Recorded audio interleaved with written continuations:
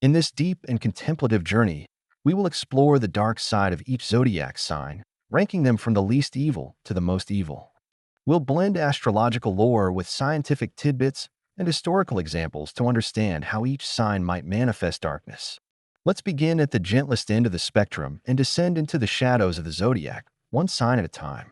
At 12th place, we have Libra, the sign of the scales, often considered the least evil of the zodiac. Libras, born approximately September 23rd to October 22nd, value harmony, fairness, and peace above all else. Represented by the balancing scales of justice, a Libra's natural instinct is to create equilibrium in their environment. They are typically charming, diplomatic, and genuinely bothered by conflict or cruelty. It's hard to imagine a Libra plotting harm, and indeed, you'll hardly find a Libran to be dangerous or malicious. They are the type to forgive those who wrong them, or at least give plenty of chances, because they want to believe in the goodness of people. But does this mean Libras have no dark side at all? Even the gentlest soul has a shadow. Libras strive so much for balance that when pushed to extremes, they can surprise you. If their sense of justice is violated, or if someone continues to behave despicably, a Libra may eventually snap in their own way. They won't likely turn to physical violence. That's not their style, but they will take you down emotionally with a sudden, razor-sharp tongue lashing. Imagine a calm, composed person who finally speaks up after staying quiet for too long.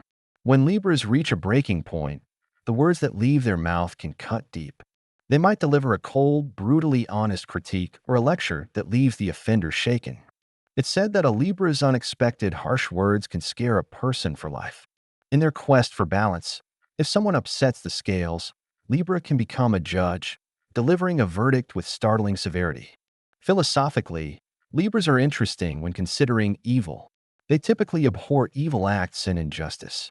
They often play the role of the mediator or the hero in stories, the one who wants to do what's right and fair. A Libran villain is relatively rare in fiction and astrology alike, because the archetype doesn't lend itself easily to malice. If a Libra were to commit evil, they might even rationalize it as justice. Picture a vigilante who breaks the law only to uphold a higher moral principle. That could be a Libra rationale for wrongdoing. They might say, "I had to do it to restore balance." In this way, a Libra's potential for evil, albeit minimal, could come cloaked in righteousness. There's also the concept of indecision with Libra. They weigh every option. In a negative scenario, this indecisiveness might be dangerous not because Libra will do something bad, but because they might allow bad things to happen by not taking a stand quickly.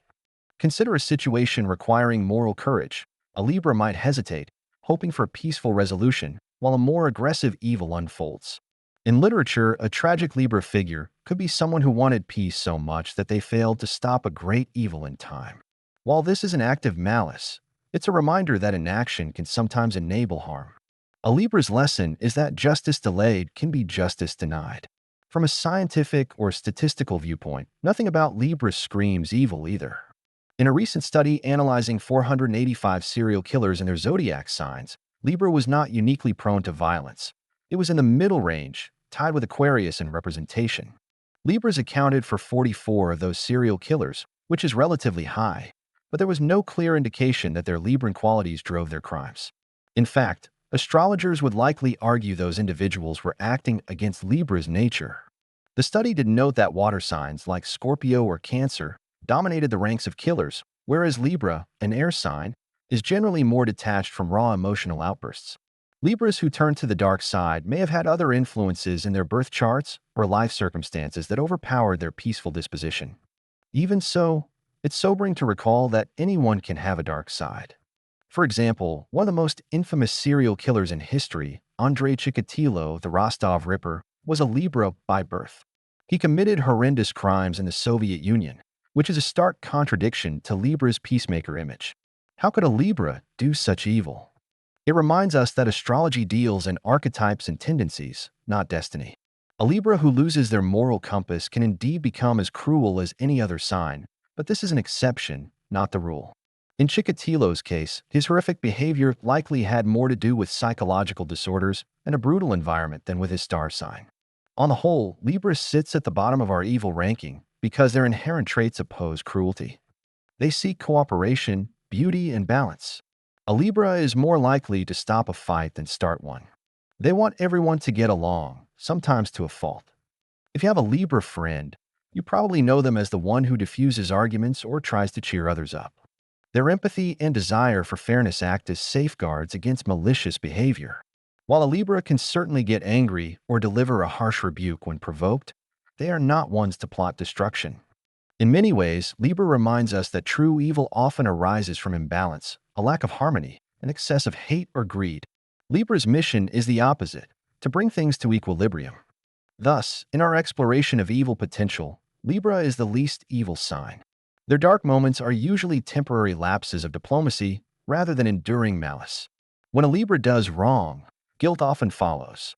Their conscience is strongly tuned. As you drift off to this thought, consider the comfort that in the hands of a just Libra, the world might actually be a kinder place. Even the scale's shadow is guided by the search for light. In the grand play of Zodiac personalities, Libra stands as the peaceful guardian, proving that maintaining balance leaves little room for true evil. Next on our list, at 11th place, is Pisces, born approximately February 19th to March 20th, often regarded as the most gentle and compassionate sign of the zodiac. Pisceans are symbolized by two fishes swimming in opposite directions, reflecting their deep emotional nature and intuitive spirit. They are typically kind, empathetic, and imaginative. If you know a Pisces, you've probably seen their selfless side. They'll comfort a friend in need, cry at someone else's sorrow, and generally try to avoid causing harm. In astrology, Pisces is sometimes called an old soul, carrying the wisdom and pain of all the signs before it. With such a tender heart, how could Pisces be evil? For the most part, Pisces shuns evil. People born under this sign seek spiritual peace and tend to avoid negativity and conflict whenever possible.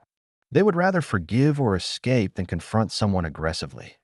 Pisceans often live in their rich inner world of dreams, art, or philosophy, a world where cruelty has no place.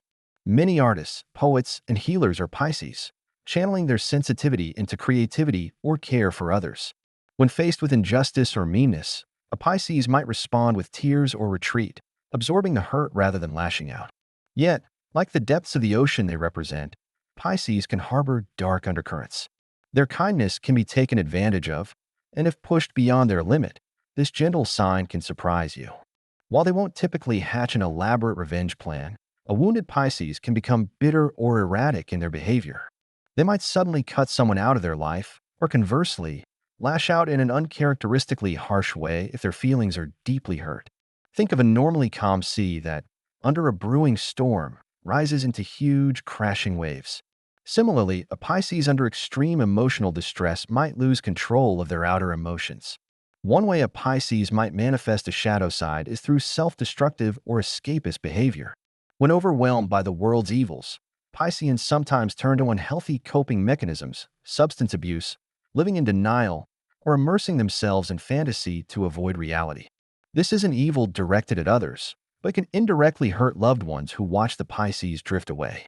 In some cases, a Pisces might play the role of the martyr or the perpetual victim, manipulating others' sympathy. This kind of emotional manipulation, glomming all the attention by appearing constantly wounded, can be a passive form of control. It's not malicious in the overt sense, but it can be toxic if a Pisces person guilt trips those around them relentlessly. Thus, the same sensitivity that makes Pisces kind can, in twisted form, become a tool to manipulate emotions or to justify unhealthy behaviors. More rarely, a Pisces can indeed commit grievous harm. History and crime statistics offer some startling insights that challenge Pisces' innocent reputation. According to a study on serial killers, Pisces ranks among the 4 signs most commonly found among these criminals. In that analysis, Pisces was tied with Scorpio, Cancer, and Sagittarius as having the highest number of serial killers, each with 46 cases studied. This is a puzzling nugget. How does the sign known for compassion end up in such grim company? The study's authors speculated that Pisces may be prone to letting their emotions run out of control, which, in extreme and rare circumstances, could lead to violent outbursts. In other words, when a Pisces individual breaks bad, it might be in a moment of emotional frenzy or due to a gradual slipping away from reality. Consider the example of John Wayne Gacy, a notorious serial killer who was born on March 17th under the sign of Pisces.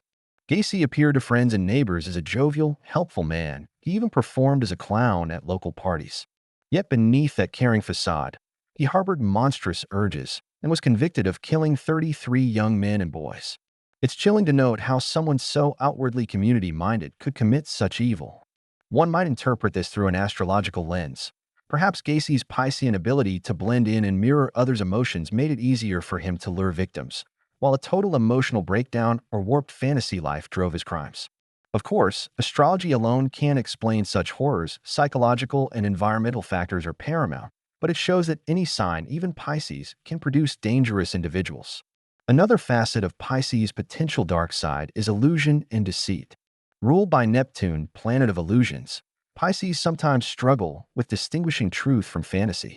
A less ethical Pisces might become a talented liar, weaving stories to avoid accountability or to keep others under their influence. They might justify lies as kindness. I didn't want to hurt you with the truth. Or as necessity. No one understands me, so I'll make my own rules.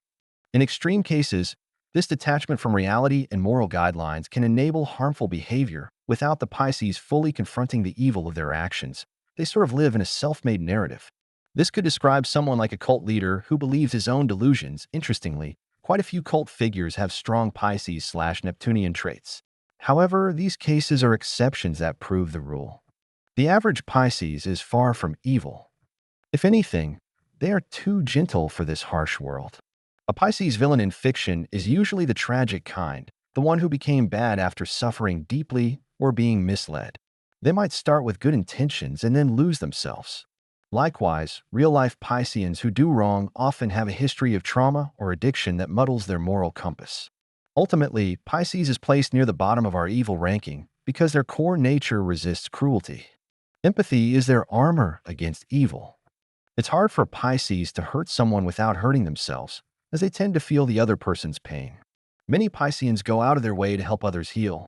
They often gravitate to roles like nurses, therapists, artists, roles that alleviate suffering or bring beauty into the world.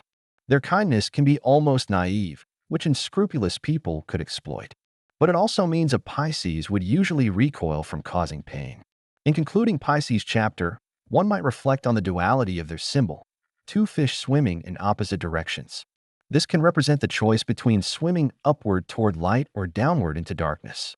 Most Pisces swim toward the light of compassion. Yet the fact that a few have drowned in the depths serves as a reminder of the fragile line between good and evil in the human psyche. For you falling asleep, perhaps the takeaway is one of reassurance. The Piscean energy in the world is overwhelmingly one of gentleness and understanding. When you think of Pisces, think of the friend who listens to your troubles, the stranger who offers a helping hand. These are the everyday heroes keeping the darkness at bay. Their existence is proof that empathy is one of the strongest antidotes to evil. At 10th place in our ranking is Sagittarius, born roughly November 22nd to December 21st, the adventurous archer of the Zodiac. Sagittarius is symbolized by the centaur archer, a mythical creature that is half human, half horse, aiming an arrow toward the horizon. This imagery captures Sagittarian nature well. They are freedom-loving, optimistic, and always aiming for higher knowledge or the next big adventure. Sagittarians are often described as honest to a fault, jovial and restless. They crave independence and truth. With their generally sunny disposition and love of exploration, one might think Sagittarius has little inclination toward evil. Indeed, most Sagittarians come across as happy-go-lucky people who dream of grand adventures and idealistic quests. They are the friend who lifts your mood with humor, the coworker who suggests an outing to celebrate a small win, or the student who wants to travel the world to find themselves. Evil, in the sense of malice or cruelty, doesn't mesh well with the Sagittarian vibe. They tend to be straightforward rather than scheming, and forgiving rather than vengeful. They're also not ones to brood. A Sag typically lets go of grudges quickly, preferring to move on to greener pastures. All these traits put Sagittarius on the lower end of our evil spectrum. However, Sagittarius is not without a dangerous spark. The very qualities that make them fun and candid can turn destructive if unchecked. For one, Sagittarians have a reputation for lack of filter. They blurt out whatever is on their mind, even if it's brutally honest or hurtful. In normal circumstances, this blunt honesty is just socially awkward. But imagine a Sagittarian who is angry or ideologically driven. They might spew words that cut deep or incite others to anger. The study of serial killers we referenced earlier noted that Sagittarius approaches life with no filter on their words or actions. which can lead to trouble.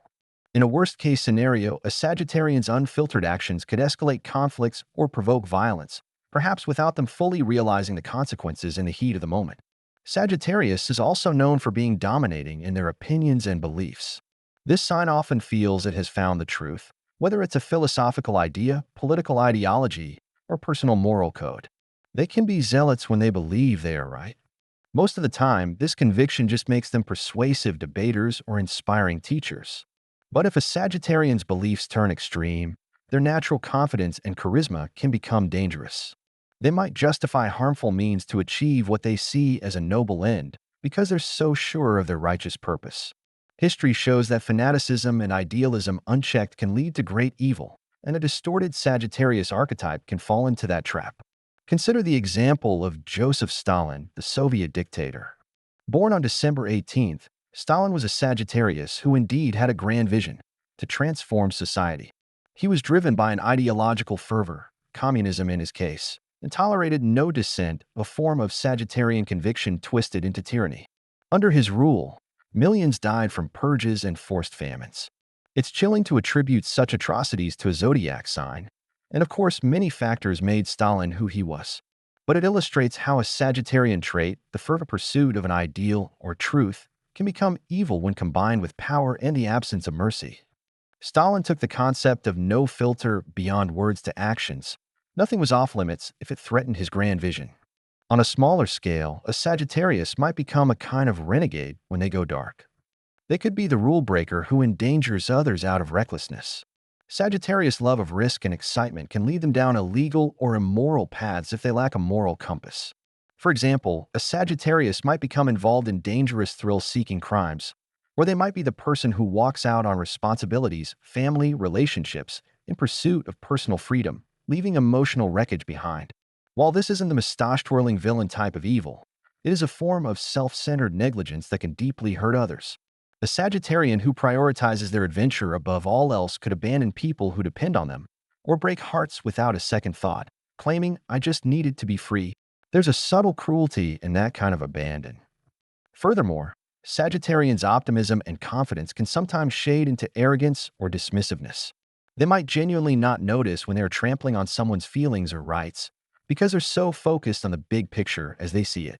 If confronted, an immature Sagittarius might brush it off. "Don't be so sensitive. I'm just telling it like it is," not realizing or not caring that like it is for them might not be truth for others. This lack of empathy in certain moments can make them seem cold or even cruel, despite generally good intentions. From a factual standpoint, Sagittarius surprisingly shows up in true crime data. The same serial killer study mentioned earlier found that Sagittarius was among the most common signs for serial killers, 46 cases, equal to Scorpio, Cancer, and Pisces. A famous example is Ted Bundy, born November 24th, a Sagittarius who used charm and confidence to lure victims and killed at least 28 people across several states. Bundy's case is intriguing through an astrological lens. He was outwardly friendly, intelligent, and constantly on the move, classic Sagittarian traits, yet harbored a sinister double life. He also displayed a kind of grandiosity, acting as his own lawyer at trial and believing he could outsmart everyone, which fits a warped version of Sagittarian optimism and daring. It's important to stress that astrology doesn't cause someone to be a killer. Bundy's choices were his own. But SAG's presence in the data suggests that when this sign turns bad, they can be dangerously bold and far-ranging in their crimes. However, for every dark Sagittarian, there are thousands who use their fire in positive ways. Sagittarians are often the truth-tellers who expose corruption, the explorers who break boundaries in science, geography, or art, and the comedians who make us laugh at our flaws instead of fighting over them. Their bluntness can be refreshing, and their idealism uplifting. If a Sagittarius sees injustice, they are actually quite likely to fight against evil, loudly and without fear. Many humanitarians and freedom fighters carry the Sagittarian spirit. Their ruling planet Jupiter is all about ethics, law, and expansion of goodness. So, in essence, Sagittarius' fiery arrow usually points toward higher ideals, not destruction. Why then is Sagittarius not the absolute least evil? Mainly because of that impulsivity and zeal that, in rare cases, can ignite harm. They are the lowest ranked fire sign in our evil list, lower than Aries and Leo. because their malice is usually unintentional or a byproduct of excess rather than calculated cruelty. A Sagittarius gone wrong is like a wildfire started from a careless spark. It wasn't planned, but it can cause devastation if conditions allow it. As you relax into this contemplation, consider the Sagittarian lesson: intentions matter, but so do effects. A Sag may have a good heart yet still end up hurting others if they don't rein in their tongue or temper their crusades with compassion. In our ranking, Sagittarius stands as a mostly positive, freedom-loving energy with just a cautionary hint of danger. Their story shows that even those who chase the light must be careful not to burn others with it. Ultimately, the free spirit of Sagittarius is one of the Zodiac's gifts, reminding us of hope, adventure, and truth. So long as that spirit is guided by wisdom and empathy, it stays far from true evil. Moving to ninth place, we encounter Cancer, born between June 21st to July 22nd approximately, the sign of the crab. Cancer is often dubbed the nurturer or the mother of the zodiac, known for deep emotional sensitivity, loyalty, and protectiveness. Symbolized by the crab, Cancers have a tough outer shell and a soft interior. They cherish home, family, and all things familiar. Typically, a Cancerian individual is caring to the point of self-sacrifice. The friend who cooks you a meal when you're sick, the parent who would do anything for their child, the partner who remembers every anniversary and small detail that makes you happy. With such a loving nature, Cancer doesn't fit the stereotype of an evil mastermind at all. In everyday life, Cancers are usually conflict-averse. They prefer peace and comfort. They'd rather diffuse a fight than start one. If you propose some mischievous or unethical scheme to a Cancer, odds are they'll try to talk you out of it. They simply don't have the heart to be cruel, at least not overtly. Their empathy is high. Seeing others in pain often makes them hurt too. This is why you'll seldom find Cancerians instigating harm or betrayal. They value trust and emotional bonds strongly. In fact, one could argue Cancers are among the moral anchors of the zodiac. They bring a conscience and compassion to group situations that might prevent things from turning nasty. However, every crab has claws. The same devotion that makes Cancer kind can transform into a ferocious fury if what they love is threatened. Cancer's symbol, the crab, is revealing, a creature that will tenaciously defend its territory and loved ones, pinching hard when cornered. A Cancer's anger is rarely arbitrary. It's provoked by a tough spot or a profound hurt. Imagine a gentle mother who finds her child in danger. Something primal awakens, and she becomes fearless in protecting her own. Cancer's potential for evil often comes in this form of protective vengeance. If someone deeply betrays or harms a Cancer, or someone they care about, the Cancer may strike back in ways that no one expected from them. There's a saying, beware the anger of a patient man. In this case, beware the anger of a gentle Cancerian. Because when they do fight back, they can be ruthless. In legend and literature, one might compare a Cancer's retribution to a mother bear defending her cubs. It's all out and unhesitating. A Cancer will use whatever means necessary when they snap. They might hatch a dangerous plan, leveraging their knowledge of the offender's weaknesses to utterly break them. The paradox is that this dangerous plan may come from someone who normally hates violence and conflict. That element of surprise can make it all the more effective. A Cancer's revenge isn't loud and boisterous. It's often quiet, emotional, and thorough, like poisoning someone with their own medicine, metaphorically speaking. Cancer's emotional nature also has a darker side, moodiness and manipulation. While usually kind, a hurt Cancer can become moody and passive-aggressive. Instead of confronting someone directly which they dislike, they might sulk or guilt-trip the person. For instance, if a Cancer feels unappreciated, they might withdraw affection, making their partner wonder what went wrong. This isn't evil per se, but it can be emotionally torturous to others if drawn out. In extreme cases, Cancer's innate understanding of emotions can be weaponized. A malicious Cancer knows exactly how to make someone feel guilty or anxious. They might say cutting things like, "After all I've done for you, I guess you don't care about me," casting themselves as the victim while subtly wounding the target. This psychological tactic can slowly undermine a person's confidence or happiness, and it's all done under the radar of direct confrontation. To see how intense a Cancer's dark side can get, let's turn to some real-world data. Notably, Cancer was highlighted in the serial killer study as one of the top signs, also tied at 46 cases among serial killers. That's surprising given Cancer's tender stereotype. The study authors offered a possible explanation. Cancers may feel isolated or unable to blend in with the world, which might contribute to pin-up anger bursts. A Cancer's emotional depth, if twisted into loneliness or resentment, could drive extreme acts. One of the most chilling examples is Samuel Little, who was born June 7th, making a Cancer cusp. Little is considered the most prolific serial killer in American history, with 60 confirmed victims, and he claimed even more. He targeted vulnerable women over decades, evading capture partly by drifting from place to place. It's horrifying to reconcile that with a sign known for caring. One might speculate that in Little's case, whatever empathy or attachment most Cancers have was completely absent or broken. Instead, perhaps a sense of disconnection or a warped internal world enabled his crimes. Of course, his zodiac sign alone cannot explain his pathology, but it shows that even a Cancerian can be deadly when empathy is lost. Another example, Gary Heidnik, a serial killer born November 22nd, right on the Scorpio/Sagittarius cusp, but some consider him late Scorpio, not a Cancer, so scratch that, not relevant here. Let's consider a better example. Perhaps we should mention Jean Bedel Bokassa, a dictator of the Central African Republic, born February 22nd, Pisces actually. Not Cancer. There might not be a famous dictator who is Cancer, since many Cancers avoid open conflict. However, one notable figure is King Henry VIII of England, born June 28th, making him a Cancer. Henry VIII is infamous for his ruthless actions. He ordered the execution of two of his wives, among many others, largely driven by personal motives and the desire for a male heir. If we examine Henry VIII through an astrological lens, we see a Cancerian king whose love or obsession for a son and fear for his dynasty's future led him to monstrous deeds. His case reflects how Cancer's priority on family, in this case, the royal lineage, can become warped into cruelty when that priority is threatened. Henry's emotional volatility and vindictiveness in his personal life certainly cast a dark shadow despite his cultured, paternal public image. It's as if the protective urge to secure his family line justified any brutality in his mind. This is the nurturer's revenge theme. Cancer will commit what they might normally consider sins, if done for what they perceive as a greater good for their loved ones or legacy. On the whole, though, Cancer's capacity for evil is limited by their capacity for empathy.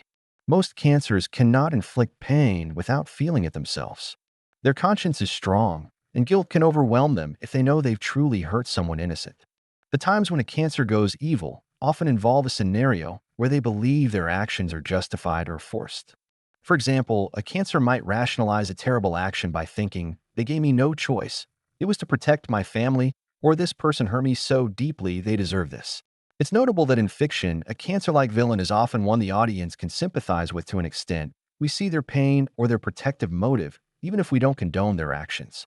In our ranking, we place Cancer as less evil than many other signs because malice isn't in their nature unless provoked.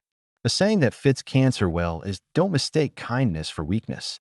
They are kind, yes, but not weak. If preyed upon, a Cancer can become a formidable foe. Yet if left in peace, they will almost never be the instigator of harm. They much prefer a cozy, loving environment to any sort of power play or revenge plot. A content Cancer is basically a force for good, nurturing others, creating a warm home, spreading kindness in their community. As you continue to relax and perhaps drift to sleep, consider the comfort in Cancer's predominance in the world. They are the caretakers, the people who will defend you fiercely if you are part of their tribe. The world can be a harsh place, but the Cancerian presence in our lives is like a soft blanket or a shield in the storm. Their rare bouts of darkness only underline how deeply they feel and how far they will go for love. In the tapestry of the Zodiac, Cancer threads compassion and protective devotion, qualities that, more often than not, keep evil at bay rather than unleash it. Coming in at 8th place is Gemini, born May 21st to June 20th, give or take, the sign of the twins. Gemini is symbolized by dual figures, representing the inherently dual nature of this sign. If any sign is known for a split personality or a two-faced reputation, it's Gemini. Of course, this doesn't mean literal multiple personalities. Rather, Geminis are versatile, adaptable, and often see multiple sides to any situation.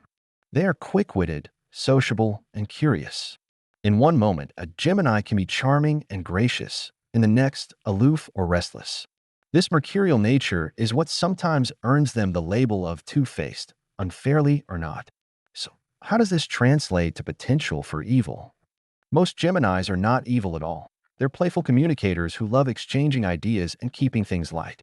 They're the life of the party with their jokes and stories, the friend who can talk you through a problem from every angle, and the person who's always up for something new and exciting. Geminis generally prefer mental stimulation over physical confrontation.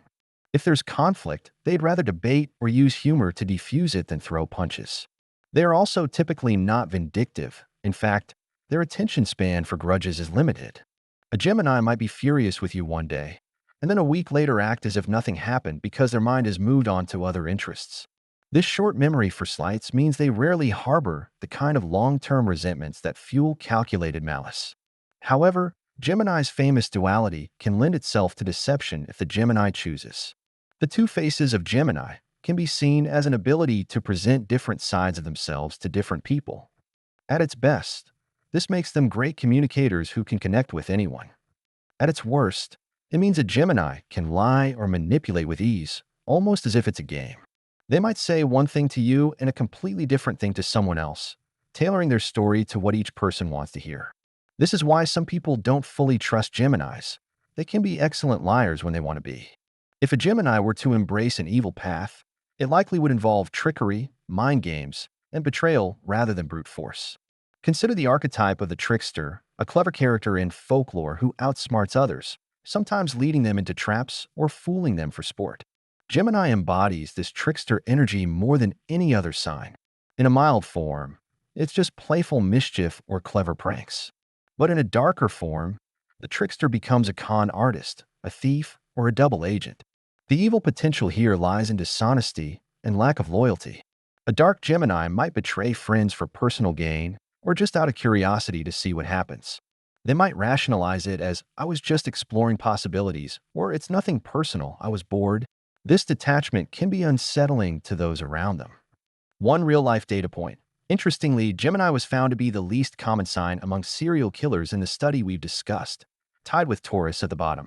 Only 27 of the 485 killers analyzed were Geminis, and Gemini also had one of the lowest victim counts in total.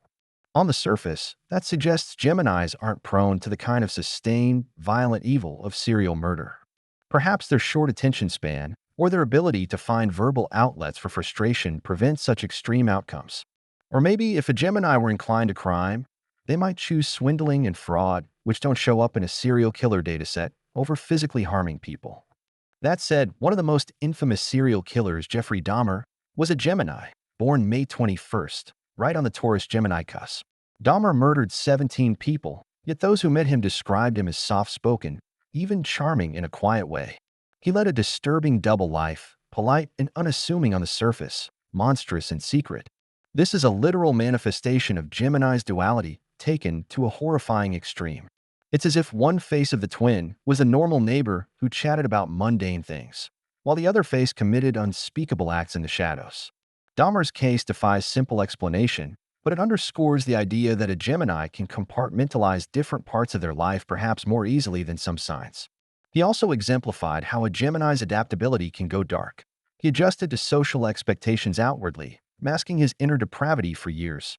In more common scenarios, a Gemini's negative side might show up as inconsistency or unreliability that hurts people. For example, a Gemini lover might one day shower their partner with affection and the next day act cold and distant, as if they're almost a different person. This can be emotionally painful for those around him, who feel tricked or led on.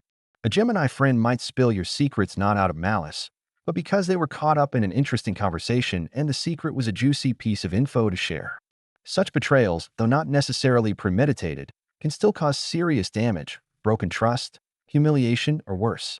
The Gemini may later apologize sincerely, saying they didn't mean to harm and just weren't thinking. And that's often true.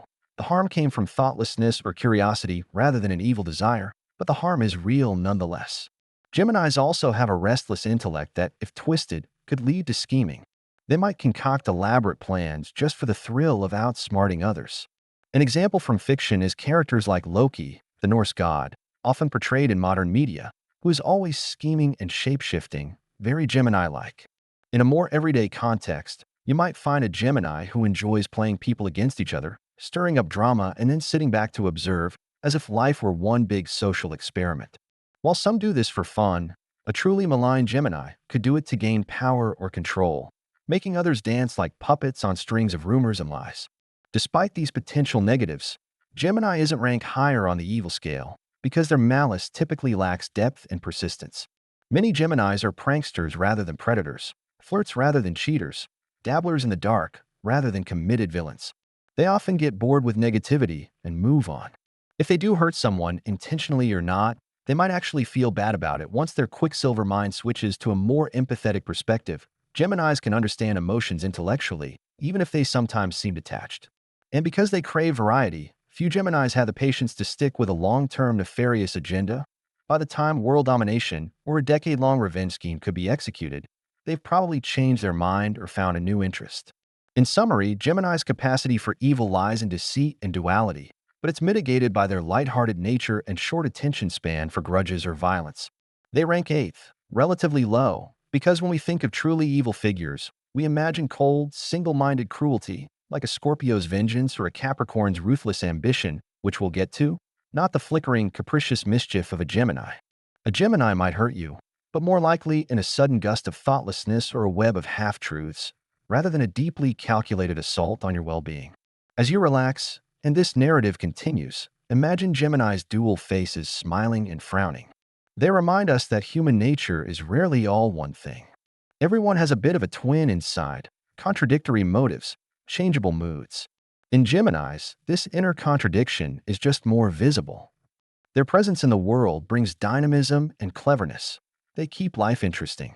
And when that energy turns dark, it tends to burn out quickly or tie itself in knots. In the gallery of Zodiac archetypes, Gemini is the witty jester with a sly grin, sometimes a liar, occasionally a thief of hearts or secrets, but seldom the embodiment of pure evil.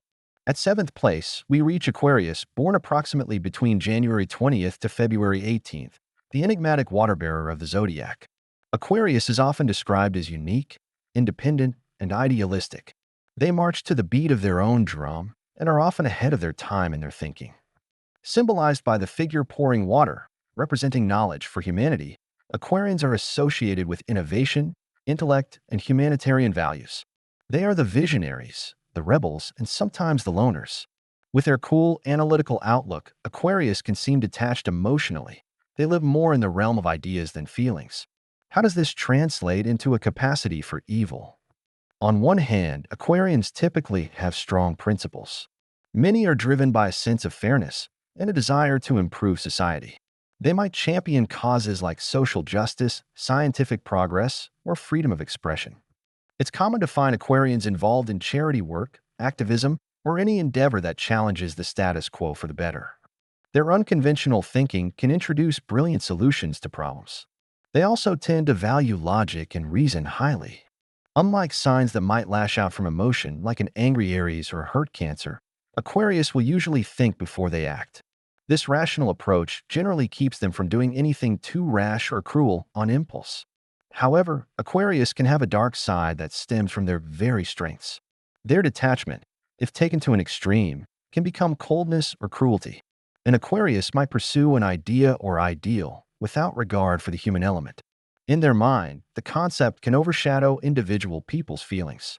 For example, Aquarian scientists might be so fixated on achieving a breakthrough that they ignore the moral implications of their experiments. This is the classic mad scientist trope, an intense focus on a goal, like creating a powerful invention, and an emotional disconnect from any suffering caused along the way.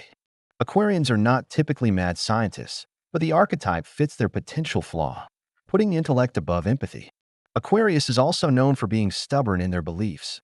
They are a fixed sign, after all. Once they think they're right, they can be surprisingly inflexible. And if their belief includes viewing some people as obstacles or inferiors, that can justify mistreatment.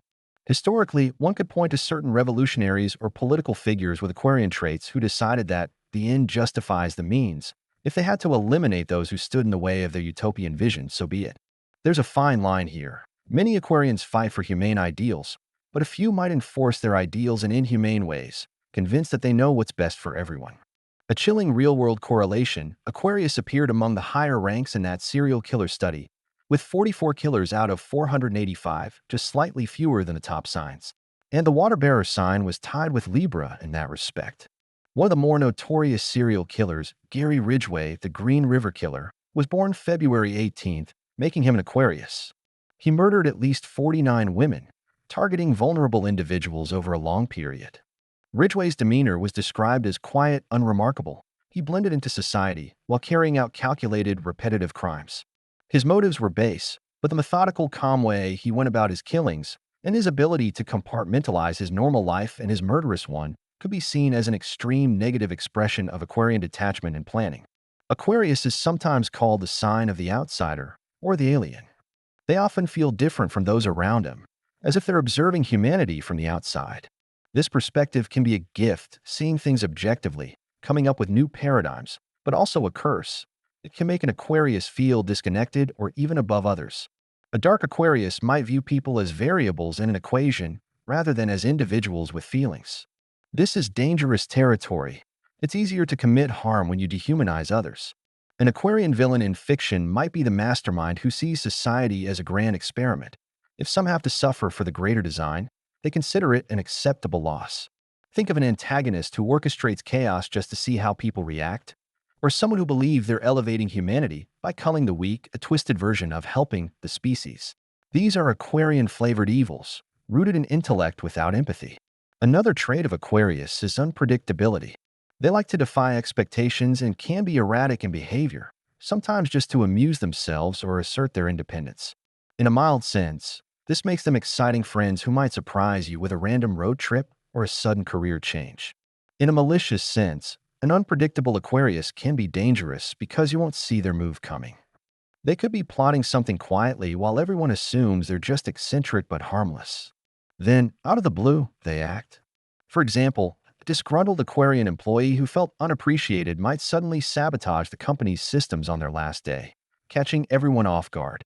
Or an Aquarian lover who felt stifled might leave a relationship in a dramatic, damaging way that the partner never anticipated. There's an element of shock value in how Aquarius can operate, which can magnify the harm of their actions. Yet, let's put things in perspective. Aquarius sits only in the middle of our ranking, not at the top. Why? Because for all their potential aloofness, most Aquarians have a core of idealism and decency that restrains truly evil behavior. They often have a strong internal code, even if it's unconventional, and they stick to it. They might be quirky and a bit insensitive at times, but rarely outright cruel for cruelty's sake. If anything, they tend to be disturbed by senseless cruelty because it offends their rationality and sense of justice. When Aquarians do wrong, it's often because they think they're doing what's logical or right in a big picture sense. This can lead to moral missteps, but it's different from, say, a Leo's prideful anger or a Scorpio's vengeful strike. It's more dispassionate. And interestingly, that very dispassion can mean an Aquarius is open to correction if someone can logically persuade them they're wrong. Unlike a sign that doubles down out of emotion, Aquarius might actually change course upon realizing their idea had flawed premises or hurt people undeservedly. They aren't fond of admitting mistakes, who is, but their commitment to reason can sometimes override their ego. To sum up Aquarius, they are the unpredictable outsiders with grand ideas. Their evil, when it appears, is the cold, calculated kind or born from extreme vision. They might be the quiet person in the corner, whom you don't realize is collecting data on everyone's weaknesses. Or the rebellious hacker who thinks governments are corrupt and proves it by wreaking havoc, believing that chaos will lead to a better order. They could even be a charismatic cult leader with a brilliant philosophy that unfortunately involves some sinister practices. Yet, for every dark Aquarian, there are hundreds using their genius and originality to help others. Many human rights activists, scientists curing diseases, and innovators driving positive change have Aquarius in their charts. Their detachment, when coupled with empathy, allows them to make fair decisions for the group. Their rebellious streak often targets oppressive systems, not innocent people. The world benefits greatly from Aquarius' forward thinking and fairness. In this balanced position on our list, Aquarius teaches a lesson about the double-edged sword of intellect. Knowledge and logic can achieve wonderful things, but divorced from compassion, they can justify terrible things. As you ponder this and perhaps drift into dreamland, imagine the water-bearer pouring out not just knowledge, but also understanding. With both in the mix, Aquarius truly becomes the humane humanitarian it's meant to be, keeping evil at bay. Without understanding, that cold knowledge can turn into a freezing storm. In our ranking, Aquarius hovers in the middle, a reminder that the line between savior and schemer can sometimes be thin, depending on how one views their fellow human beings. Now, at sixth place, we arrive at Capricorn, born approximately between December 22nd to January 19th, the ambitious sea goat of the Zodiac. Capricorn is symbolized by a mythical creature that is half goat, half fish, climbing relentlessly upward from the sea to the mountain summit. This reflects Capricorn's fundamental nature, determined, disciplined, and goal-oriented. If any sign is associated with cool-headed strategy and a strong work ethic, it's Capricorn. They're often the ones willing to put in long hours, endure hardship, and delay gratification to achieve their objectives. Capricorn's value structure, authority, and success. They can seem reserved or stern, but inside they have a strong sense of responsibility and often a dry sense of humor. How does such a hardworking, pragmatic sign handle the concept of evil? Capricorn's strengths lend themselves to being efficient and law-abiding in most cases. They often rise to positions of responsibility. Think of the dependable boss, the stern but caring parent, or the politician who truly wants to organize society beneficially. Capricorns typically have a moral code, sometimes a traditional one, and a fear of risking their reputation, which keeps them from flagrantly breaking rules or acting out of uncontrolled anger. You won't often catch a Capricorn in a wild, impulsive crime of passion. It's just not their style to lose control like that. They think long-term. They also tend to be patient. They will tolerate short-term indignities if it means a long-term win. This patience can mean they let slights pass without immediate revenge, which is a good thing in terms of not escalating conflicts unnecessarily. However, when we talk about potential for evil, Capricorn's profile can morph into the archetype of the ruthless planner. A Capricorn who decides on a dark goal can be chillingly methodical in pursuing it. Remember, this sign excels at planning and persistence. If a Capricorn lacks moral scruples, or if their moral compass becomes twisted, they might rationalize that the end justifies the means, especially if that end is something they've set their sights on for a long time. Personal ambition is very strong in Capricorn. Most Capricorns channel that into healthy competition and achievement. But a few might let ambition consume empathy or ethics. They might step on others to climb the ladder of success. If someone stands in their way, a dark Capricorn won't necessarily confront them with fury like an Aries or dramatic schemes like a Scorpio. Instead, they might quietly undermine that person over time, remove them from the equation in a calculating manner, and do so with little remorse because to them it's necessary. Historically, and in fiction, there are plenty of examples of the cold, calculating villain that fit Capricorn's dark side. One real-world metric, Capricorns were noted in the serial killer study as the deadliest sign by body count. This is a fascinating finding. While Capricorn was only seventh in terms of number of killers, those Capricorn killers had by far the most victims collectively, 813 victims, averaging 19 per killer. What does this suggest? It could imply that when Capricorns do turn to serial killing, they are disturbingly effective at it, perhaps due to careful planning, self-control, and thoroughness, grim as that sounds. The deadliest individual in the study was a Capricorn, Harold Shipman, a British doctor who used his position to quietly murder an estimated 250 people, mostly elderly patients, over decades. Shipman's case is one of pure chilling calculation. He calmly injected victims with lethal doses and forged medical records. He wasn't driven by visible rage. It was a secret, methodical pursuit of what? Possibly power over life and death, or maybe financial gain. He did forge a will to take a patient's money. Regardless, his actions exemplify how a Capricorn's meticulousness and patience, if utterly corrupted, can result in extensive evil carried out under a respectable facade. On a different scale, consider despots like Mao Zedong, born December 26, Capricorn, who led China through the Cultural Revolution and great leap forward at the cost of tens of millions of lives. Mao was disciplined, strategic, and ideologically driven. Under his leadership, policies were implemented with an iron hand, and dissent was brutally crushed. One can see Capricorn traits: the focus on a grand plan for society, the insistence on conformity to his vision, Capricorns like control and order, and the readiness to eliminate opposition systematically. Mao's personal austerity and relentless work ethic were notable. He lived spartanly and expected the same revolutionary fervor from everyone. In his mind, he likely justified the atrocities as necessary pains toward a stronger nation, a very cold rationalization consistent with Capricorn's tendency to prioritize the end goal. It's an extreme example, but it shows how a Capricorn's leadership and structure-loving nature can turn tyrannical when empathy is lost. Astrologically, Capricorns are said to be rigid about values and defensive when challenged. They often think their way is the correct way to do things. They trust their experience and judgment. If someone tries to change their rules or defy their authority, a negative Capricorn reaction can be harsh. This sign is ruled by Saturn, the planet of discipline and karma. There's a stern, punitive streak in some Capricorns. So an evil Capricorn might not see themselves as evil at all. They may see themselves as dispensing justice or enforcing the proper order. For instance, a Capricorn figure could punish a subordinate not out of personal anger, but to set an example because the rules were broken.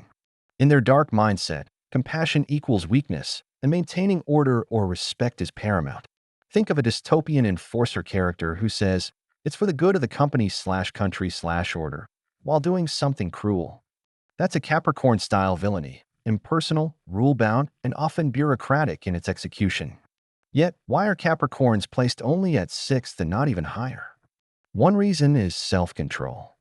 Capricorns usually control themselves too well to be wantonly evil. They fear reckless behavior because it jeopardizes their goals. Many Capricorns are also genuinely conscientious. They take their duty to others seriously, often to family or work. Their negative traits more often lead to being stern, miserly, or work-obsessed rather than criminal. A lot of their evil is corporate or political, the cutthroat CEO, the corrupt official, rather than personal viciousness. And even then, plenty of Capricorns are extremely ethical, using their discipline to live by high moral standards. The capacity for ruthlessness is there, but it's checked by prudence and often by a conservative moral upbringing. In daily life, a mildly dark Capricorn might manifest as the tyrant boss or the cold parent. For example, a Capricorn boss might work their employees to burn out with little empathy for their personal lives, all to hit targets. "It's nothing personal, just business," they'd say, echoing a classic Cap line. Or a Capricorn parent might impose strict rules and harsh punishments on their kids in the name of discipline, not realizing they're stifling the children's emotional well-being. These aren't headline-grabbing evils, but they can cause significant personal suffering in the name of order and achievement. On the flip side, it's worth noting that when Capricorns are good, they are steadfastly good. They'll protect and provide for those under their care, and they often feel a sense of honor about doing the right thing. If one is fortunate enough to have a Capricorn mentor or leader who is empathetic, that person can be a paragon of fairness, treating people with justice, rewarding merit, and sticking to principles. They might even sacrifice personal gain for what they see as their duty. In conclusion, Capricorn's evil potential is all about calculated ruthlessness. We rank them here in the middle because they have the tools to be extremely effective if they choose an evil path, as evidenced by historical and criminal examples. But they also have internal and social checks that often prevent them from going off the deep end. The seagoat climbs steadily. If it climbs toward darkness, it can reach harrowing heights. But by nature, it prefers a path it can justify to itself and society, usually one of respectability. As you ponder this sign, imagine a mountain path at night. Capricorn could lead you safely up that mountain through discipline and care, or if corrupted, they could coldly push others off the cliff to ensure their own ascent. The deciding factor is the ethical direction set in their minds and hearts. Fortunately, more often than not, that direction is one of responsibility, not malice. Entering the upper half of our list, at 5th place, is Taurus, born approximately between April 20th and May 20th, the sign of the bull. Taurus is well known for being stubborn, practical, and comfort-loving. As an earth sign, Taurians are grounded and patient, often preferring a steady routine and the simple pleasures of life. They value security, financial, emotional, and material. Most Taurians are reliable, loyal, and somewhat conservative in their approach. They don't like to rock the boat unless necessary, and they can be resistant to change. They also have a reputation for being quite peaceful until provoked. So why is Taurus inching into the more evil end of our ranking? The answer lies in Taurus's potential when their stubbornness and desire become extreme. Taurus is ruled by Venus, the planet of love and possessions, which means Taurians can be very possessive and driven by what they want. When this sign sets its mind on something or someone, they will tenaciously pursue it. Usually, this persistence is a virtue. Think of someone who works tirelessly to provide for their family, or who remains faithful through all trials. But if a Taurus fixates on a selfish or dark goal, their unyielding nature becomes dangerous. They will not easily back down, even if confronted with moral objections or resistance. Imagine the sheer force of a charging bull. That's Taurus when angered or when relentlessly chasing an objective. A Taurus engaged in wrongdoing might be a mastermind in the sense that they meticulously plan and persist until the deed is done. They are patient enough to play the long game. While they don't typically have the strategic flair of a Capricorn or the manipulative complexity of a Scorpio, what they have is determination and a willingness to use raw force if needed. According to one astrological perspective, Taurians can make great criminal strategists because of their steady nerves and refusal to be intimidated. They are not easily scared off once they decide on a course. This lines up with some depictions of Taurus as potentially dangerous when provoked or lured by gain. They can be incredibly obstinate and even aggressive if someone stands between them and something they feel is rightfully theirs, be it money, property, or a loved one. For example, a Taurus might typically avoid conflict, but if they suspect a partner of cheating or someone tries to steal from them, they could explode in rage, surprising everyone with their ferocity. It's notable that Taurus doesn't come up much in lists of serial killers or violent criminals. In fact, the serial killer data showed Taurus tied for the fewest killers and the fewest victims among the signs. Only 27 of the killers were Taurus, and collectively, they had the lowest body count, 204 victims total. On the surface, that suggests Tauruses aren't frequently evil in the outright murderous sense. The study authors even commented that while Taurus is stubborn, they are also emotional and tender. Many Taurians channel their stubbornness into protectiveness. They can be like gentle giants, calm and loving, but woe to those who threaten their loved ones or security. So why do some sources, like the Times of India piece we saw, list Taurus among the most evil signs? It may be because when a Taurus does turn to the dark side, they can be shockingly bold and reckless in execution. The Times article claims Taurians aren't afraid to try the most dangerous tactics and don't care much about risks to themselves as long as their plan succeeds. This suggests a kind of obsessive drive that, when triggered, overlooks typical caution. A Taurus might normally be cautious and risk-averse, but if greed, jealousy, or vengeance consumes them, they may become strangely fearless. After all, a charging bull doesn't second-guess itself, it just charges. A classic example of how Taurus traits could turn evil is in the realm of greed or lust for power. Picture a mob boss or a corrupt tycoon who primarily wants wealth and comfort, very Taurian desires. They might not seek power for its own sake like a Leo or knowledge like an Aquarius. Instead, they want the tangible rewards. To get and protect those rewards, they could become ruthless. But their style might be blunt and forceful rather than intricate. They'll hire thugs or use brute intimidation, the muscle approach, believing that might makes right when it comes to safeguarding their domain. Taurus's tendency to claim ownership can extend to people too, leading to toxic possessiveness or even crimes like stalking or domestic violence in extreme individuals. On the psychological side, Taurus individuals can struggle with anger management when pushed. They have a long fuse, they can endure a lot calmly, but once that fuse burns out, the temper that erupts is explosive. This can manifest as sudden violence in scenarios like bar fights or domestic disputes. It's often not pre-planned evil, but an uncontrollable rage that results in harm. That's still a form of darkness, albeit more of the tragic flaw variety than calculated villainy. Let's not forget historical figures. One of the most infamous figures in history, Adolf Hitler, was born on April 20th, which is on the cusp of Aries and Taurus, usually considered Taurus by most astrologers. Hitler's evil is of such a scale that it almost defies Zodiac categorization, but we can observe Taurian aspects, his rigid insistence on his vision, stubbornness, his territorial aggression, literally seizing lands, a metaphorical bull claiming space, and a desire to build an empire that he likely imagined as a prosperous, orderly utopia for his chosen people, twisted ideal of comfort and security. He was also known for his rages behind closed doors when things went wrong, despite a controlled public image. While many factors led to Hitler's tyranny, economic woes, ideology, personal psychology, it's an example where Taurian determination and possessiveness, taken to an extreme, contributed to one of the greatest evils of the modern era. If Hitler indeed was influenced by Taurus traits, it shows that under certain conditions a Taurus can not only become evil, but monstrously so. That said, linking astrology to such complex historical evil is speculative. Still, it's a sobering thought that even a sign considered nice can go that way. Yet, let's balance this with a Taurus capacity for good. Taurus is often the rock in their family or community, dependable and gentle. Many Taurus individuals channel their stubbornness into principled stands. They won't budge from doing what they think is right. Their loyalty means they could never betray someone they love. In fact, they might cover for a friend's wrongdoing out of misplaced loyalty before they turn them in. So typically, Tauruses lean towards protectiveness rather than predation. We rank Taurus at fifth mostly on the basis of what a fully unhinged Taurus could do, and because astrologers note their capability for dangerous stubbornness. But realistically, Taurus's moral compass is often guided by a desire for peace and stability.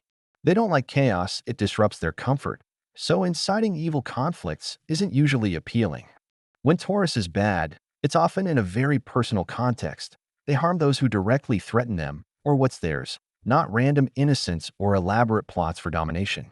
A Taurian villain is the type who might say, I take what I want, and I protect what's mine. If you cross me, you pay. It's almost a primal, territorial kind of evil, like a dragon sitting on a hoard of gold. The dragon is dangerous if you approach its cave, but unlike some other evils, it's not out actively to ruin the world, just fiercely guarding its own realm. In summary, Taurus has the makings of a formidable foe when provoked or consumed by desire. Their qualities of patience, strength, and persistence can turn into an unstoppable pursuit of something, regardless of moral constraints.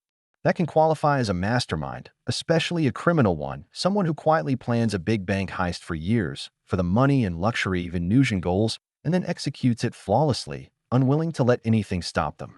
Or the spurned lover who obsessively stalks their ex, determined to either win them back or ensure no one else does, a twisted form of loyalty. However, the majority of the time, Taurus's steadiness is a force for good. They build, they nurture. Taurus is also associated with agriculture and growth, and they stand firm against threats. Many police officers, soldiers, and guardians have Taurus traits. They hold a line.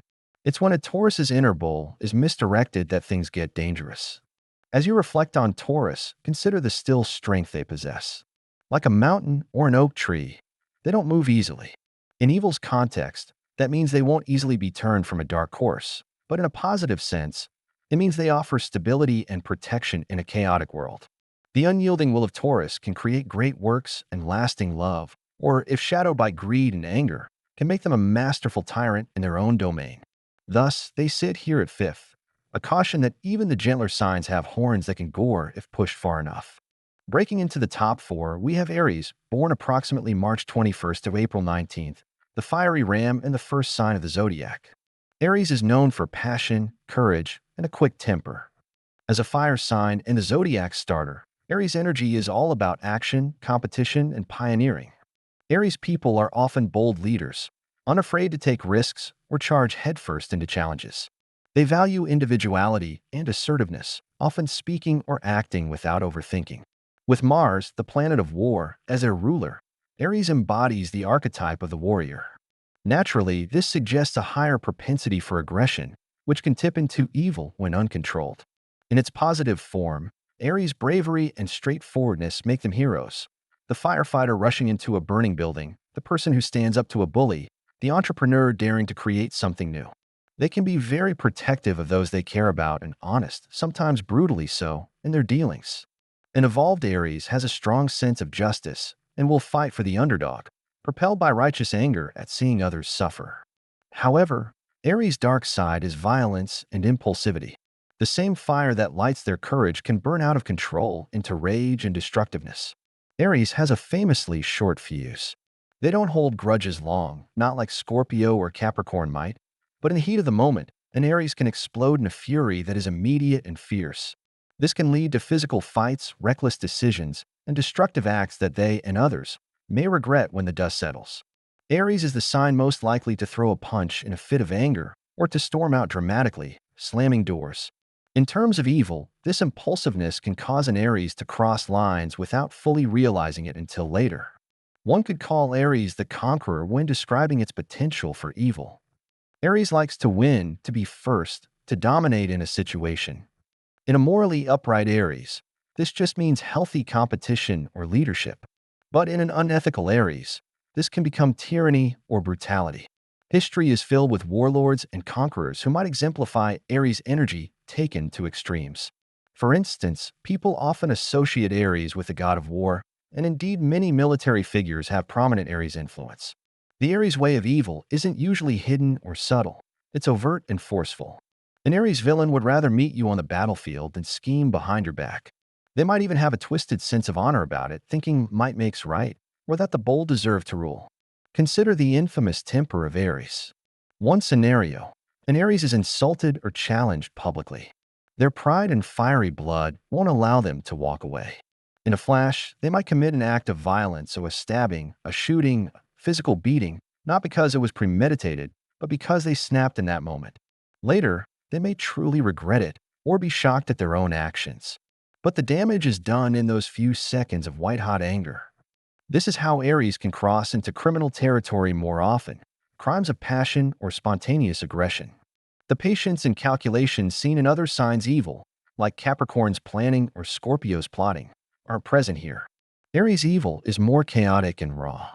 Statistically, interestingly, Aries was not high on the list of serial killers, only 38 in that dataset, one of the lower counts. This might be because serial killing requires a level of cold planning and deception that doesn't come naturally to hot-blooded Aries. Aries may be more represented in assault or single-act crimes than in drawn-out schemes. That said, an Aries can still be a continuous danger if they channel their aggression systematically. One example is Donald Harvey, an Aries-born serial killer April 15th who killed 37 people, often claiming he was euthanizing patients. While Harvey's method, poisoning mostly, was sneaky, his motive might be seen as a warped kind of Aries god complex, deciding who lives or dies, taking direct action repeatedly. It's a less typical Aries case because of the stealth, but it shows Aries can engage in repeated violence if they rationalize a cause, even a twisted one, and have the boldness to carry it out. Aries is also prone to defensiveness and ego. They have a hard time backing down or admitting they're wrong, especially in the middle of a confrontation. This can escalate conflicts unnecessarily. An Aries villain might have started out with a minor issue, but because someone opposed them, it ballooned into a full feud. The phrase "starting fights out of nothing" sometimes applies to immature Aries. They may even enjoy a good fight in the sense that it gives them adrenaline and a sense of victory when they crush the opposition, not unlike a warrior reveling in battle. If that fighting spirit isn't tempered by empathy and wisdom, Aries can become bullying and cruel, picking on those who they perceive as weak just to flaunt strength. But why is Aries, the warlike sign, not number one on our evil list? Partly because Aries, for all their ferocity, are often simple and sincere at heart. They don't usually delight in suffering for its own sake, unlike, say, a sadistic Scorpio might in some portrayals. If Aries harms someone, it's typically in the heat of conflict or competition, not from plotting their misery. Aries can actually be quite straightforwardly kind when not angered. They often have a childlike directness and can be generous and brave in protecting others. Many Aries have a strong sense of honor or chivalry. They might fight, but there are lines even they won't cross. For example, some Aries won't hit someone who's clearly weaker or won't attack someone from behind. They prefer a fair fight. Aries is also quick to move on.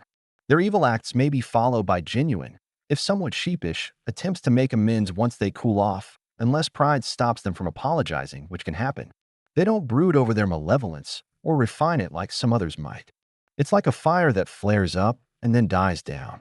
That said, in the throes of anger or ambition, Aries can commit some of the most visible and dramatic evils. Think of legendary conquerors or notorious criminals who made headlines with bold attacks. That's Aries style. They won't hide in the shadows. For example, Muammar Gaddafi, Libya's longtime dictator, was an Aries, born June 7th, actually Gemini sun, but Aries moon.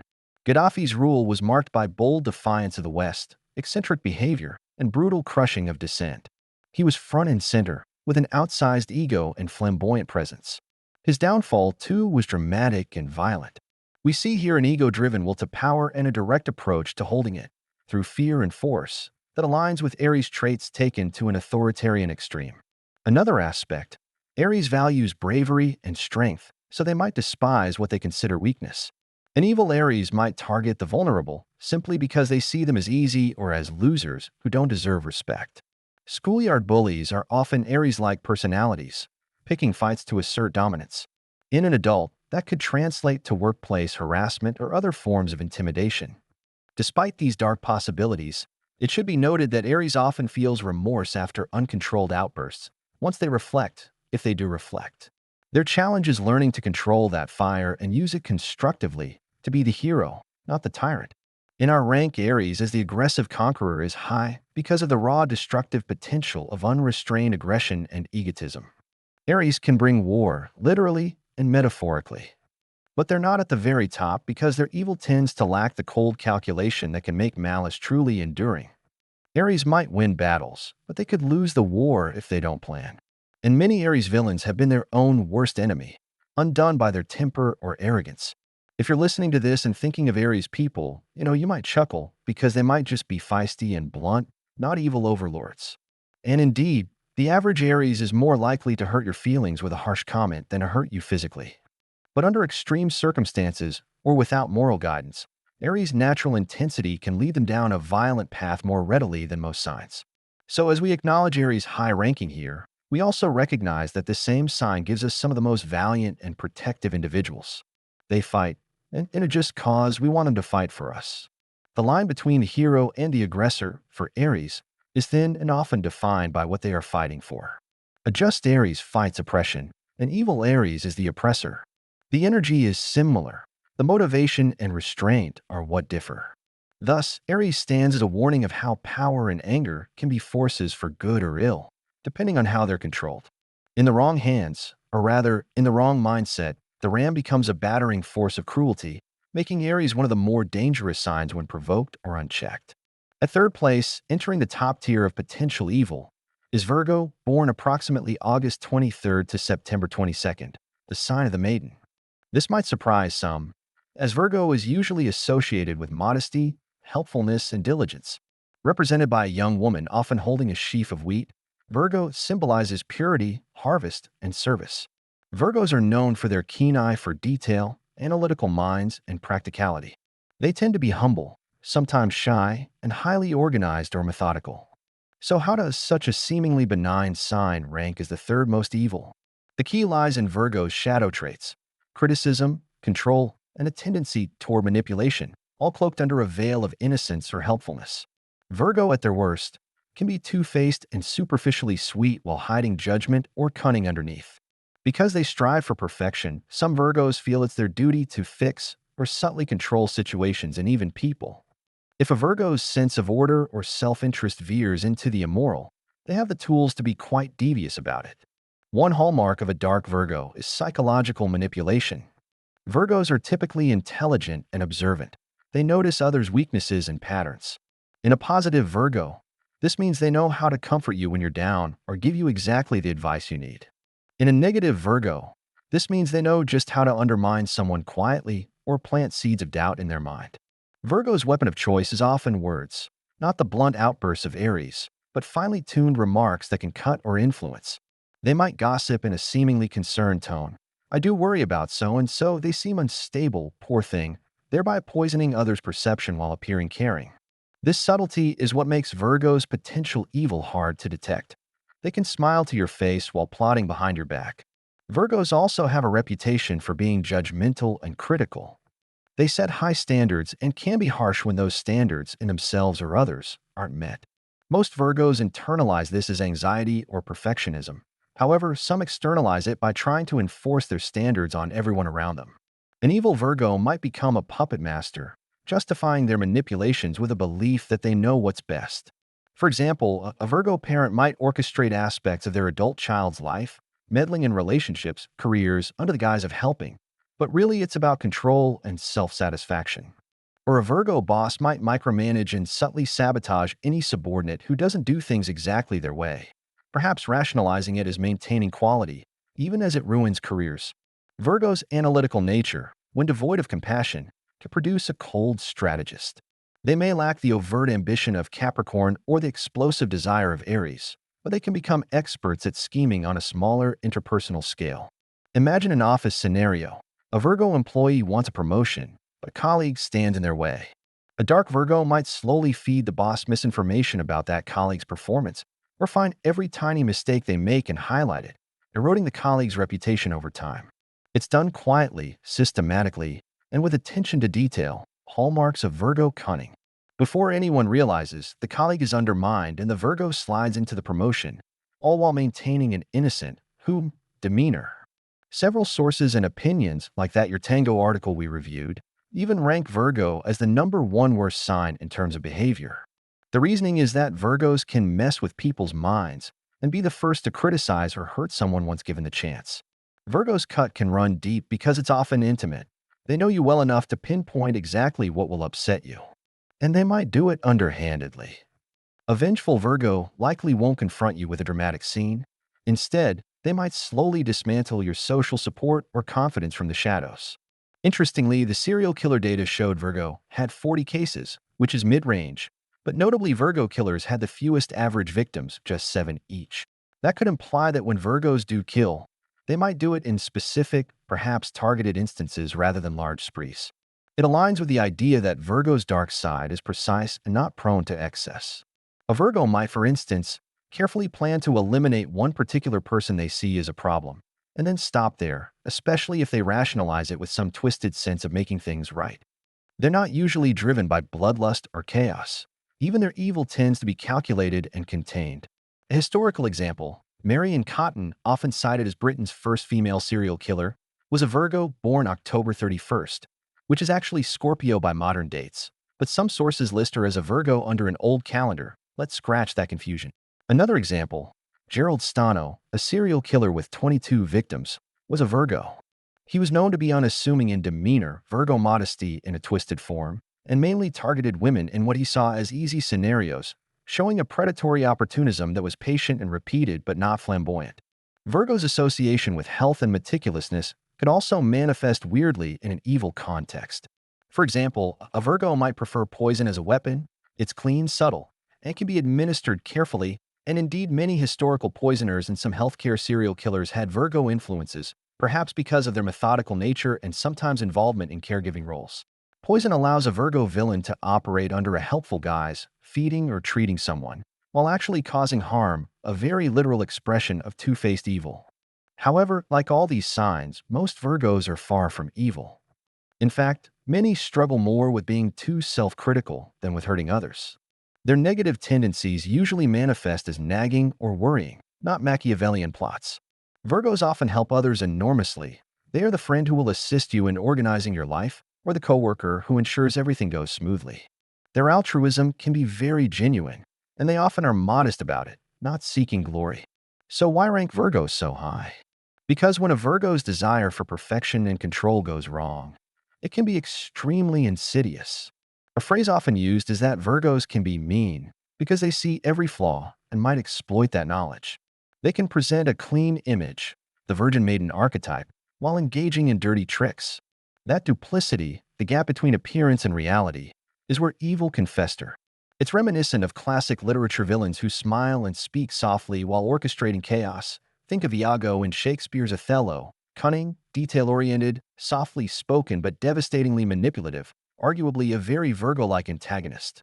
Virgos also tend to lack overt ego, which paradoxically can make them more dangerous in the shadows. A Leo villain might want to boast and strut, exposing themselves, whereas a Virgo villain is content not to be recognized, as long as their plan succeeds. They might even prefer not to be in the spotlight. That keeps them under the radar of suspicion longer, and can make their betrayals unexpected.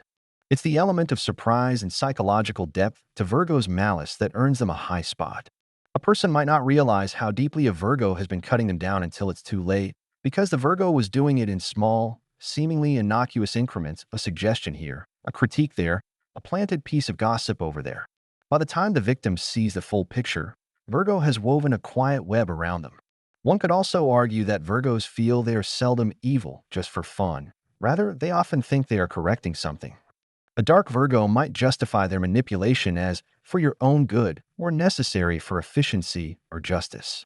This self-righteousness can blind them to their cruelty.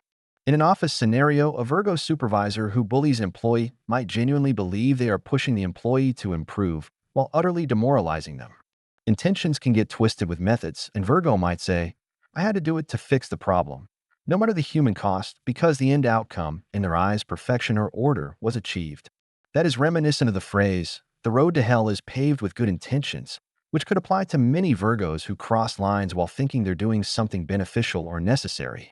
In summary, Virgo's evil is the kind that hides behind a smile or a polite tone, the scheming perfectionist who quietly ensures everything goes their way. We place Virgo near the top because an ill-intentioned Virgo can maintain a facade of normalcy or even kindness while orchestrating damaging scenarios with precision. They might not have the brute force of Aries or the grand scale of Scorpio's revenge, but they can be the mastermind behind the curtain, the one you least suspect until all the knives are in your back, placed ever so neatly. Yet, as you reflect, recall that this same meticulousness and desire to help often makes Virgos wonderful friends and colleagues. The vast majority of Virgos use their powers for good, fixing problems, offering sincere advice, keeping things together. Perhaps it's fitting that their symbol is the maiden, representing purity, because when a Virgo channels their gifts with pure intent, they significantly improve the lives of those around them. It's only when the intent darkens that their skills become dangerous. And thus, in our journey, Virgo stands as a reminder that evil can wear a tidy outfit and a gentle smile, correcting your grammar while subtly undoing your confidence. The contrast between appearance and inner motives has rarely been sharper than in the hands of scheming Virgo. At second place, nearly the most evil in our ranking, is Leo, born between July 23rd and August 22nd, the regal lion of the Zodiac. Leo is renowned for confidence, charisma, and a flair for drama. As a fire sign ruled by the sun, Leo naturally takes center stage. They are warm, generous, and love to shine. In the best case, a Leo's sunny enthusiasm and bravery inspire others and create joy. But in the worst case, Leo's pride and hunger for attention can turn dark, leading to tyranny, cruelty, and an insatiable need for dominance. Leos often seek to be admired and respected. They are natural leaders and often do good when in charge, as they can be magnanimous and protective of those they consider their people. Think of a noble king or queen, that's the positive Leo archetype, ruling with a benevolent heart and receiving genuine love from their subjects. However, power and adulation are like a drug, and some Leos fall into narcissism and authoritarianism. They might start to believe they inherently deserve more than others, more attention, more authority, more praise, simply by virtue of who they are. When a Leo's ego inflates without check, anyone who challenges or outshines them becomes an enemy. A Leo villain could be described as the prideful tyrant. They not only want to win, but they want everyone to acknowledge their victory and bow to it. This can make them maliciously competitive and vindictive. If Leo feels humiliated or ignored, their wrath can be severe. Unlike Aries, who might lash out immediately, Leo might also plot to utterly destroy the source of their embarrassment in a grand public way, to reclaim their honor. They will do anything to grab the attention and validation they crave, even if it means eliminating rivals or causing harm. In terms of malicious creativity, Leos can be quite dramatic. They might not hide in the shadows like Virgos or Scorpios. Instead, a Leo might deliver their cruelty in a flashy manner that ensures everyone notices.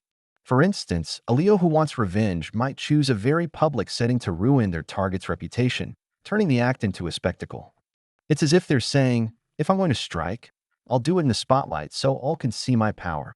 This ties into reports that Leos have malicious minds that can think of several ways to play nasty, to topple opponents in a very destructive and theatrical way.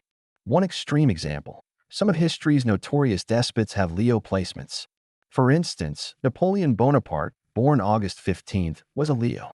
He had immense charisma and genius, but his desire for glory led to devastating wars across Europe. Napoleon installed himself as emperor, a very Leo move, crowning himself, and was known for his grandiose ambitions.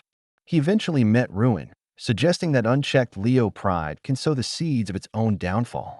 Another example, Saddam Hussein was born April 28, the Taurus sun, but with Leo rising and other influences that might explain his love for grand palaces and personality cult.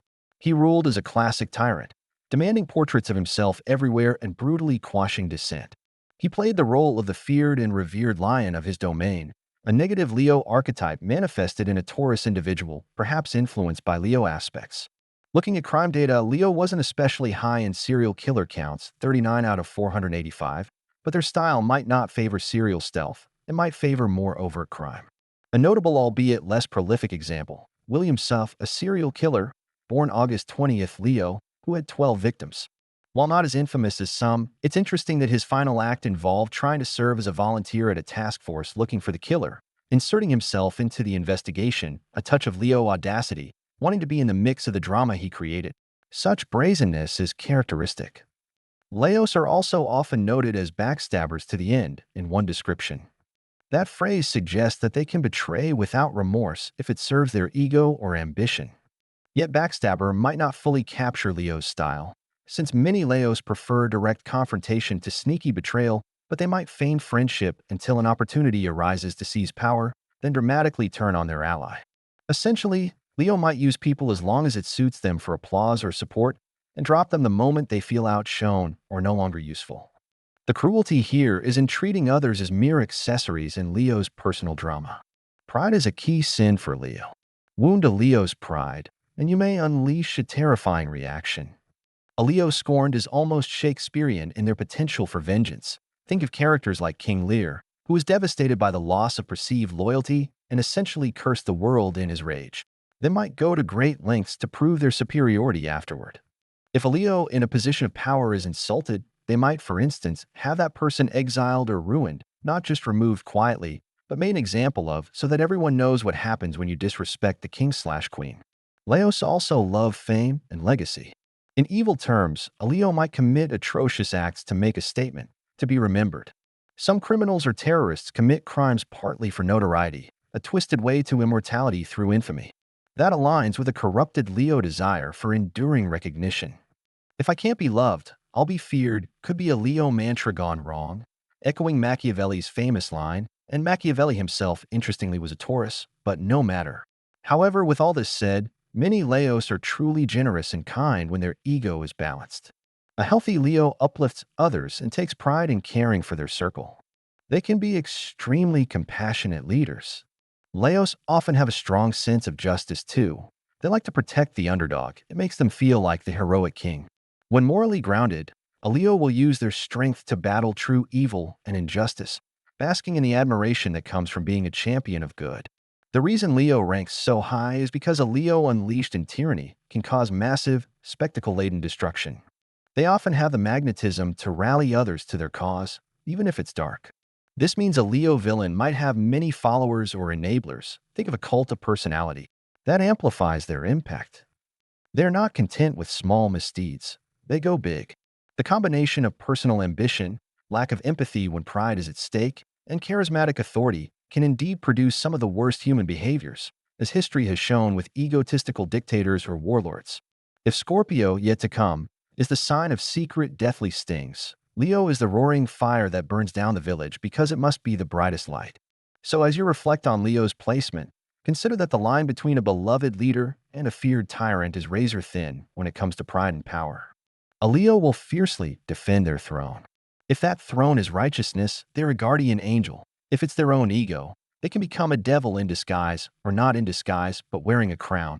The prideful tyrant teaches us the danger of unchecked ego, how the need for validation and dominance can corrupt even those with noble potential. Leos carry great light, but their shadow, when cast, is long and dark, which is why they stand here as the second most evil sign in our countdown. Finally, at first place, we reach the sign widely feared and infamous for its dark side, Scorpio, approximately born between October 23rd and November 21st. Scorpio's reputation in astrology is almost synonymous with intensity, secrecy, and a touch of danger. Symbolized by the scorpion, a creature that can deliver a deadly sting, Scorpio is associated with the cycle of death and rebirth. Fittingly, its season is around Halloween. It's a water sign, but unlike gentle Cancer or empathetic Pisces, Scorpio's waters are deep, murky, and turbulent. Ruled traditionally by Mars, and in modern astrology by Pluto, the underworld planet, Scorpio has an affinity for power and transformation. So why is Scorpio considered the most evil, or at least, most capable of it, sign? Because when Scorpios go dark, they can embody the very essence of vengeance, manipulation, and cruelty, delivered with cold precision and fueled by intense emotion. They possess a unique combination of traits that lend themselves to malevolence: high emotional intelligence, knowing what makes people tick, strategic thinking, fearlessness in face of taboo or danger, and an almost inexhaustible capacity for secrecy and patience when pursuing a goal or grudge.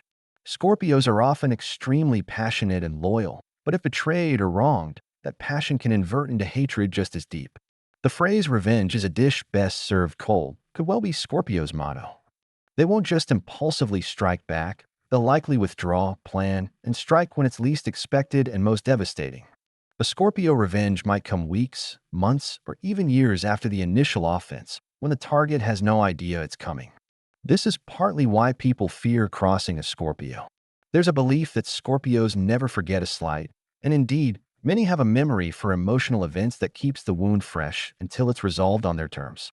The Times of India article outright labeled Scorpio as the most evil sign, saying Scorpios won't hesitate to sting and can create complex plans to destroy someone with extreme stealth. True to form, in the serial killer study, Scorpio was right at the top, tied for the most common sign among killers, 46 cases. The study authors noted it wasn't surprising given Scorpio's weaknesses include violence, manipulation, and jealousy. Water signs in general, especially Scorpio, had a high representation among killers and victims, suggesting a pattern of emotional volatility and perhaps holding on to grievances that lead to lethal outcomes. So what does a Scorpio villain look like? Think of the classic shadowy mastermind, or the person who outwardly might seem calm, even pleasant, but is inwardly seething or calculating. Scorpio is often likened to the chess grandmaster of the Zodiac. They plan moves ahead. But unlike Capricorn's dry strategy, Scorpio's planning is fueled by emotional drive, making it particularly potent. It's personal for them, which can make them relentless. One hallmark of Scorpio evil is manipulation. Scorpios often understand human psychology deeply. They can sense desires, fears, and secrets. A dark Scorpio will use that knowledge to control or hurt. They might seduce someone, not necessarily sexually, though that's a weapon too. Since Scorpios are known for intense sexuality, to gain trust or information, then turn it against them. They can be puppet masters in social groups, turning friends against each other via carefully leaked secrets or lies, all while staying hidden in the shadows. If Virgo manipulates through subtle critique, Scorpio does it through deep psychological warfare. Jealousy is another snake in Scorpio's garden. If a Scorpio feels they are not getting the loyalty or intensity from someone that they expect, they can become obsessively jealous and possessive. In love, a scorned Scorpio lover might terrorize their ex or the ex's new partner. Stalking, threats, or actual violence are not out of the question in extreme cases. There's a reason many stories of crimes of passion involve Scorpio energy. Scorpio's association with death also gives them a certain comfort with the morbid or taboo. They won't shy away from going there, whether that means contemplating murder, dabbling in dark occult practices, or engaging in taboo-breaking behaviors. What another sign might balk at, Scorpio might embrace as part of crossing a line that others fear to. That boldness in the darker realms means if a Scorpio does choose an evil path, they may escalate further than others. They might not stop at just ruining someone's reputation. They might aim to annihilate the person's entire life, figuratively or literally. Scorpios are often all or nothing. A historical figure often associated with Scorpio is Joseph Stalin, who is actually a Sagittarius by sun sign, December 18th, but he had Scorpio rising and a very Scorpionic approach, secretive, paranoid, using purges and fear to maintain control. Under Stalin, millions perished through deliberate famine and purges. He wielded terror with a methodical, suspicion-fueled cruelty that fits a Scorpio archetype. The secret police, the midnight arrests, all vary under the surface installation of fear. Another aspect is transformation. Scorpios can reinvent themselves and their tactics. A Scorpio villain might appear to relent or apologize, only to strike again when trust is restored. This regenerative ability, like the phoenix, another Scorpio symbol, means they are hard to defeat. Even when you think they're down, they may come back more dangerous. Scorpio's capacity for secrecy also implies that many Scorpionic crimes might go undetected longer. They cover their tracks, or they intimidate others into silence.